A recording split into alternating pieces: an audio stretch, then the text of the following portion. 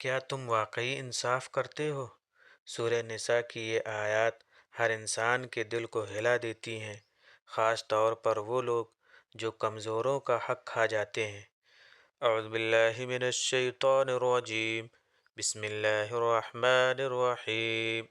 یا ایہا الناس اتقوا ربکم الذی خلقکم من نفس واحدہ۔ اے لوگو، اپنے پروردگار سے تقوی اختیار کرو، جس نے تم سب کو ایک ہی جان سے پیدا کیا، یعنی ابو البشر حضرت آدم علیہ السلام سے۔ وَخَلَقَ مِنْهَا زَوْجَهَا وَبَثَّ مِنْهُمَا رِجَالًا كَثِيرًا وَنِسَاءً، اور اسی سے اس کا جوڑا پیدا کیا، یعنی حضرت حوا علیہ السلام کو، اور ان دونوں سے بکثرت مرد اور عورت پھیلا دیے۔ دونوں جنسیں اسی ایک جوڑے یعنی حضرت آدم اور حضرت حوا علیہ السلام سے دنیا میں چلی ہیں۔ وَاتَّقُوا اللَّهَ الَّذِي تَسَاءَلُونَ بِهِ وَالْأَرْحَامَ، اور اللہ سے تقوی اختیار کرو جس کے واسطے سے ایک دوسرے سے مانگتے ہو، یعنی اپنے حقوق اور مراعات۔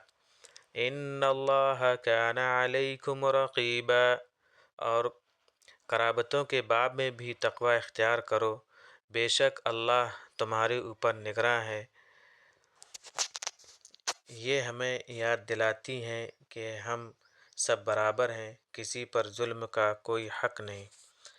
وَآتُوا الْيَتَامَىٰ أَمْوَالَهُمْ وَلَا تَتَبَدَّلُوا الْخَبِيثَ بِالطَّيِّبِ، اور یتیموں کو ان کا مال پہنچا دو، اور پاکیزہ کو گندی چیز سے مت تبدیل کرو۔ وَلَا تَأْكُلُوا أَمْوَالَكُمْ إِلَىٰ أَمْوَالِكُمْ، اور ان کا مال مت کھاؤ اپنے مال کے ساتھ۔ إِنَّهُ كَانَ حُوبًا كَبِيرًا، بے شک یہ بہت بڑا گناہ ہے۔ یتیم یعنی بن باپ کے بچوں اور بچیوں کا مسئلہ ہر قوم میں اہم و نازک رہا ہے۔ قرآن اب یہاں اسی باب میں ہدایتیں دے رہا ہے۔ آج بھی کتنے لوگ یتیموں کا حق کھا جاتے ہیں اور سمجھتے ہیں کوئی دیکھ نہیں رہا۔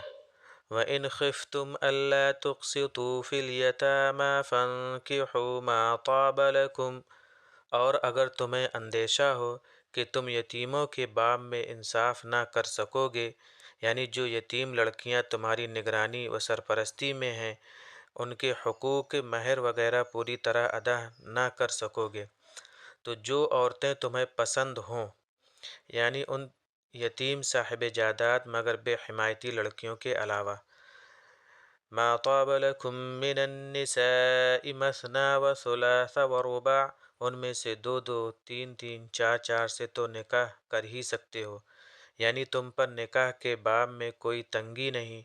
اپنی زیر نگرانی یتیم لڑکیوں کو زیر عقد لانے میں اتلاف حقوق کا اندیشہ بھی ہو تو اس خیال کو جانے دو، اور بجائے ان کے باہر والی آزاد عورتوں میں سے اپنے حسب پسند انتخاب کر لو۔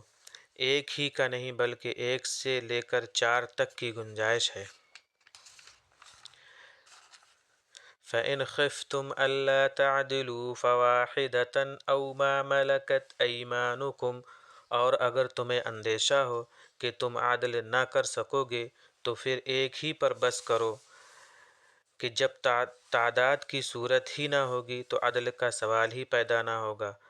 یا جو کنیز تمہاری ملک میں ہو، جس کے ادائے حقوق کی ذمہ داریاں تمہارے اوپر بمقابلہ ایک آزاد خاندانی بیوی کے ہلکی ہیں۔ ذَلِكَ أَدْنَىٰ أَلَّا تَعُولُوا، اس میں زیادتی نہ ہونے کی توقع قریب تر ہے۔ اسلام ہمیں انصاف سکھاتا ہے، نہ کہ صرف خواہشات پوری کرنا۔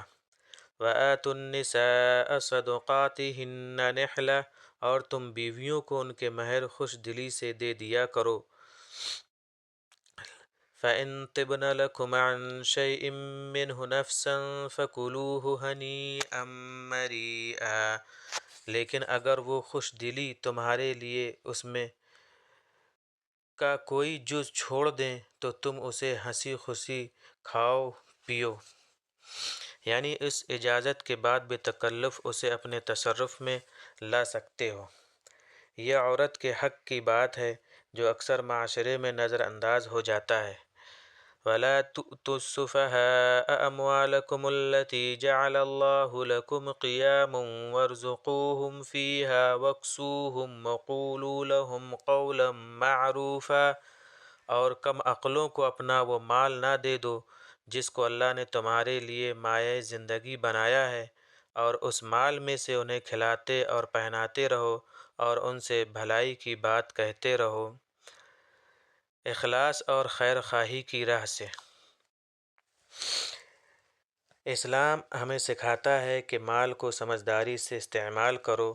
یہ آیات ہمیں ایک بہت بڑی حقیقت بتاتی ہیں۔ انصاف صرف عدالت میں نہیں، زندگی کے ہر حصے میں ہوتا ہے۔ رشتوں میں انصاف، مال میں انصاف، کمزوروں کے ساتھ انصاف۔ لیکن آج ہم کیا کر رہے ہیں؟